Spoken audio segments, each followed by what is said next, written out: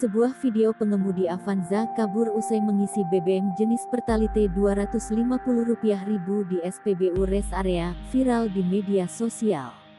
Setelah selesai mengisi, wanita karyawan SPBU lalu menutup tangki mobil Avanza itu dan menjauh dari mobil. Sementara pria pengendara mobil masuk dan melanjutkan perjalanan.